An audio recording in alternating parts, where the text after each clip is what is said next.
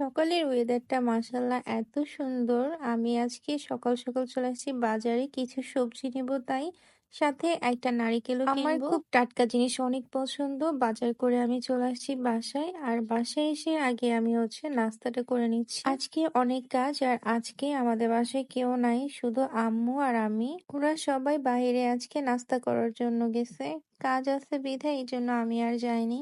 এমনি সময় মেহমান আসলে আগে থেকে আমি সবকিছু জোগাড় করে রাখি, কিন্তু আজকে আমার মসলা বাটা কোনো কিছু রেডি নাই। কোনটা রেখে যে কোনটা করব কিছুই বুঝতেছি না।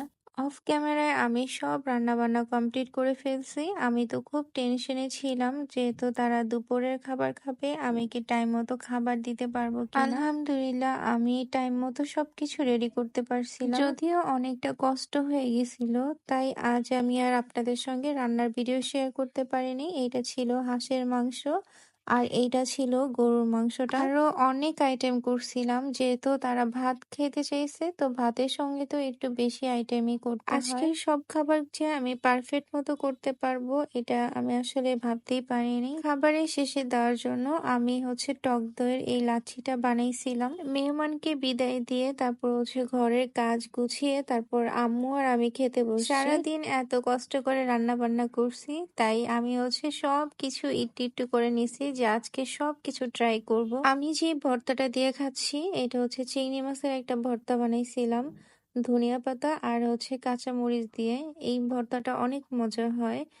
এখন যেটা খাচ্ছি এটা তেলাপিয়া মাছ ভেজে তারপর ভর্তা করছিলাম। টাকি মাছের যে ভর্তাটা যেভাবে করা হয় সেম এইভাবেই আমি এই তেলাপিয়া মাছের ভর্তাটা করি। এখন আমার পছন্দের খাবারটা খাচ্ছি, এটা মগজ ভুনা।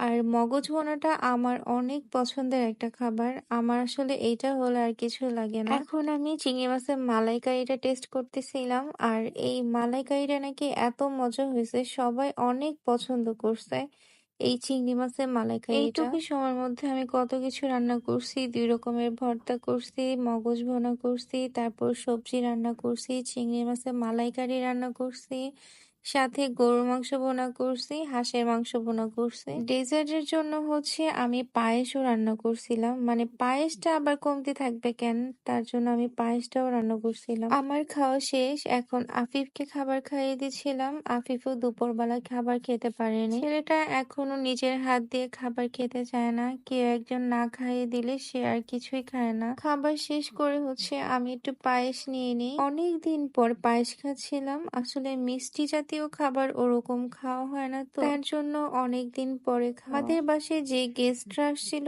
তারা আমাদের জন্য একটা তেরামিসু কেক আনছিল, তো আমার ছেলে আনতে গিয়ে এই কেকটাকে নষ্ট করে ফেলছে। এই কেকটা কিন্তু অনেক মজা, আমার কাছে অনেক ভালো লাগে। করে ব্যাগ গুছিয়ে কোথায় যাচ্ছি বলেন তো? আমি যাচ্ছি আমার শ্বশুর বাড়িতে। আমি সবসময় চেষ্টা করি ভালো মন্দ কিছু রান্না করে আব্বার জন্য পাঠানোর, তবে আপনাদের সঙ্গে ওরকম শেয়ার করা হয় না। আজকে এখানেই বিদায় নিচ্ছি। সবাই কমেন্ট করে জানাবেন আমার ব্লগ আপনাদের কাছে কেমন লাগে।